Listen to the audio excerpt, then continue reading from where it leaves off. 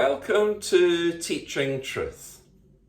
Had I never put my foot on an aeroplane, I would never have been able to look down at the majesty of the snow-capped Alps from 38,000 feet. Had I never put my foot on an aeroplane, I would never have been able to enjoy the sunshine in places like Malta, Mallorca and Gran Canaria. Had I never put my foot on an aeroplane, I would never have been able to visit European cities such as Dusseldorf and Krakow. And had I never put my foot on an aeroplane, I would never have stood outside the White House or at Capitol Hill, or indeed stood at Ground Zero in New York. Had I never put my foot on a plane, none of these adventures would ever have had happened. And had Peter not stepped out of the boat, he would have missed out on the greatest adventure of his life. The adventure for Peter began when he took that first step out of the boat and towards Jesus. And in our reflections this week, as we continue to dive into the theme of if you want to walk on water, you've got to get out of the boat, we want to consider this week what not getting out of the boat actually means. And today, not getting out of the boat means that we do miss out on that adventure. Peter didn't miss out on the adventure because he took the step out the boat. But the 11 other disciples missed out on the adventure because they didn't take the step. For whatever reason, perhaps the safety of the boat, given the storm that was brewing and the wind that was blowing and the rain that was undoubtedly following, they decided to remain in the boat. They didn't want to engage the adventure that Peter, in his heart and probably in his mind, had decided to go for.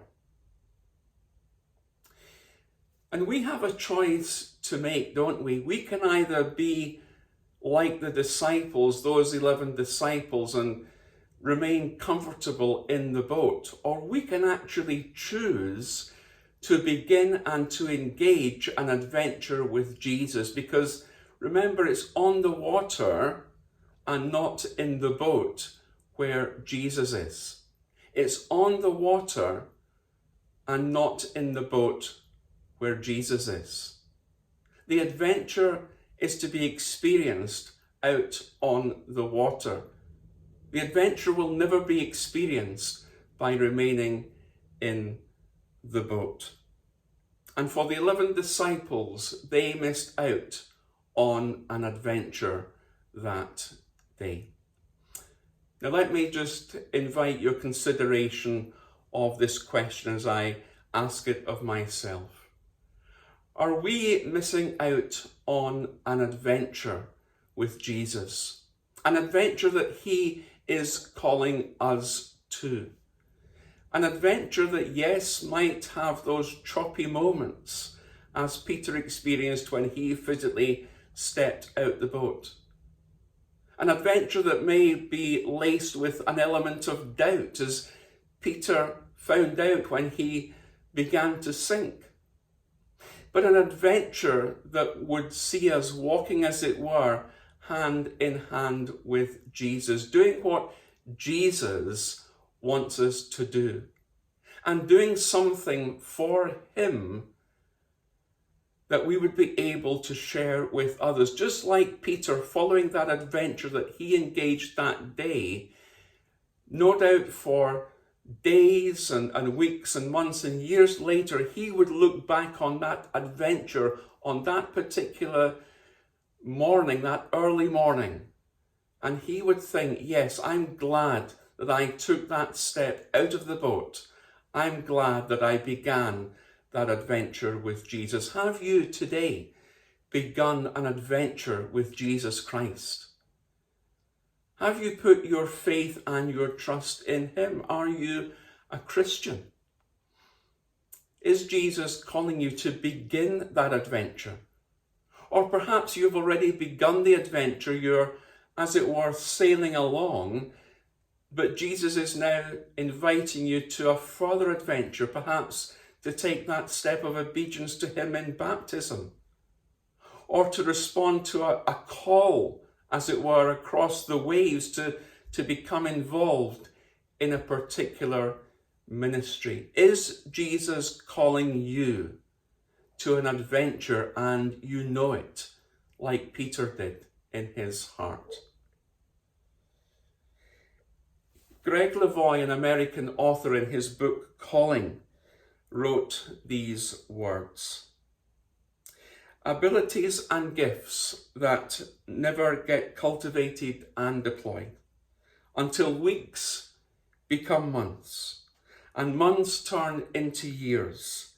And one day you're looking back on a life of deep, intimate, gut-wrenchingly honest conversations you never had. Great bold prayers you never prayed. Exhilarating risks you never took. Sacrificial gifts you never offered. Lives you never touched. And you're sitting in a recliner with a shriveled soul and forgotten dreams. And you realize there was a world of desperate need and a great God calling you to be part of something bigger than yourself. You see the person you could have become, but did not. You never followed your calling. You never got out of the boat. Salient, but very honest and realistic words. Not getting out of the boat, whatever our boat might be, when Jesus invites us to take that step towards him on the water, on the sea of life. Not getting out of the boat means we miss out on an adventure with Jesus. You see the person you could have become, but did not. You never followed your calling. You never got out of the boat.